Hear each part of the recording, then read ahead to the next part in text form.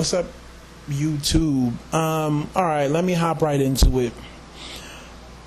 People are trying to come on and act like LeBron James, Dwayne Wade, and Chris Bosh are not doing anything new. You know, even Dwayne Wade came on and talked about other big teams in the past that had more than one superstar, but he didn't give one example of a team that had three superstars in their prime that all got max deals that went to their team as a free agent.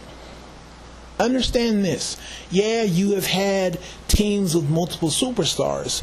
Typically, it's usually two superstars and a whole bunch of higher profile role players.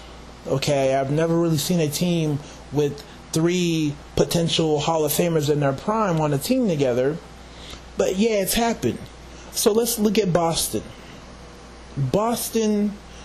Kevin Garnett and Ray Allen came to Boston at the end of their careers. They're all in their 30s.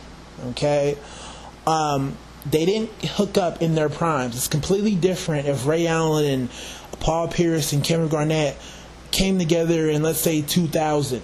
And they said, we're going to form a super team to compete with the Lakers. That never happened. So you can't use that as an example.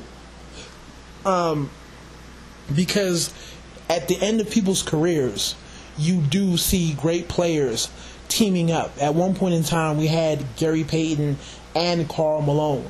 But they were at the end of their careers. They weren't in their prime. We didn't have the 98 Karl Malone or the 96 Gary Payton, okay, when they were both close to their primes. You know, we didn't have them.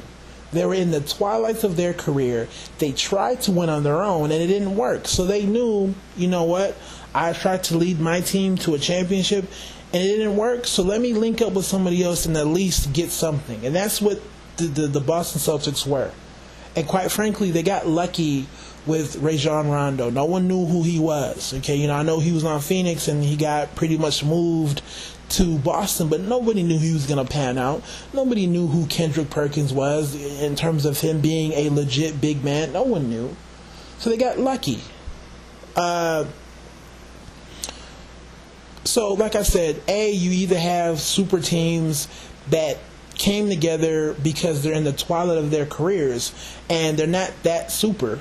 Okay, if it wasn't for Rajon Rondo becoming a great player, I don't really think Celtics would have won, because he was a big part to the point now where people say if it's the big three, it's Kevin Garnett, Paul Pierce, and Rajon Rondo, or you have to call it a big four. That's how significant he is. The boy is stupid for signing that contract. Had he would have waited, because he would have been a free agent this summer if he didn't sign that extension. You know, the boy would have got damn near almost a max deal compared to what other people are getting, right? He signed too early. Okay, and then they try to compare it to the 80s Lakers. Well, first of all, we drafted Magic Johnson. We drafted him. He wasn't a free agent, okay, in his prime. And quite frankly, no one knew that he would turn into the Magic Johnson that we knew. He was drafted. The same thing with Kobe Bryant and Shaquille O'Neal. We drafted Kobe Bryant. So the Kobe Bryant that we know of now was not there when we got him as a rookie. Okay? You know, we pretty much got Kobe Bryant for Vlade Divac. We traded him to Charlotte. And Charlotte drafted Kobe Bryant, and we traded Vlade Divac to Charlotte for Kobe Bryant. That's how we got him. Okay, we didn't know he was going to be that Kobe Bryant. Quite frankly, we did a whole bunch of losing before we won. So he grew into the Kobe Bryant. You know, Kobe Bryant wasn't in the prime of his career. Then Shaq came along, and they started winning championships. We struggled for a while. Then Phil came and cleaned it up. Shaq stopped rapping. Kobe stopped rapping, and you know, people got dedicated to winning championships. Jordan and Pippen. This one, I can't even believe anybody would compare it to Jordan and Pippen. First of all, did they not draft Scottie Pippen? Right? I'm not sure if the Bulls drafted him directly, but my point is, did anybody know that Scottie Pippen would be one of the 50 greatest players of all time when he got drafted out of college? Does anybody know what college Scottie Pippen went to? I don't even know. I have to look it up. And I was a Bulls fan. So they drafted, and he turned out to be a great player. Scottie Pippen wasn't killing somewhere else and decided to go to Chicago and team up with Michael Jordan. He grew into a great player. So they got somewhat lucky. Okay? So, like I said, you've had super teams. You had super teams that came together in the twilight of their careers, so they really weren't that super. B, you had super teams because they got lucky through the NBA draft. And C, you have super teams that came together because another team wanted to part ways. It's one thing if LeBron James got traded, okay, if he got traded to Miami, but he went there on his own free will. We got Paul Gasol because we traded for him. Now, people may say, oh, it wasn't a fair deal, but, I mean, I think Memphis is building for the future, personally, okay? So in the long run, I think Memphis will be okay. You really can't look at a trade only for 1 year. Yeah, it's worked out for us, but if Powell was on the Memphis Grizzlies, they wouldn't have won 2 championships. Okay? We wouldn't have a ring, and he wouldn't have a ring. But Memphis has some pretty good pieces. But at the end of the day, we traded for Powell. Okay?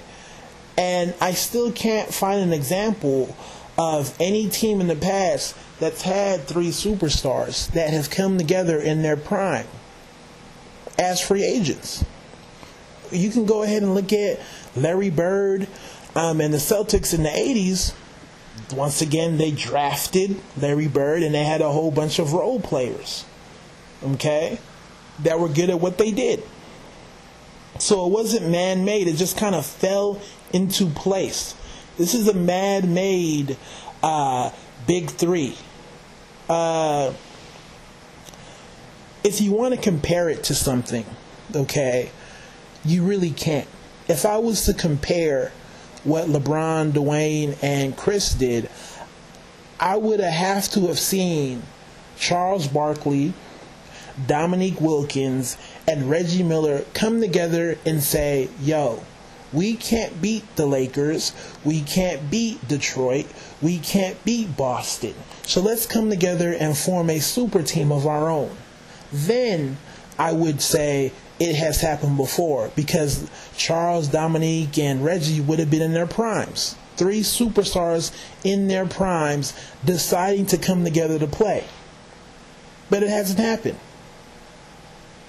So, in reality, what they've did has never happened before. It makes no sense for people to come on and try to defend it, because you have nothing to compare it to. There's no comparisons. There was no trade. There was no trade. The Heat were doing everything in their power to keep Dwayne. Cleveland was doing everything in their power to keep LeBron. Toronto, for the most part, was doing their thing to keep Chris, but Chris wasn't even that top tier of a player anyways, but they still tried to do their thing. It wasn't like they were like, oh, we're done with you, Chris. Toronto doesn't want you anymore. Right? It's not like they're rookies and we don't know if they're going to pan out. If you think about it, we already know what they can do. Right?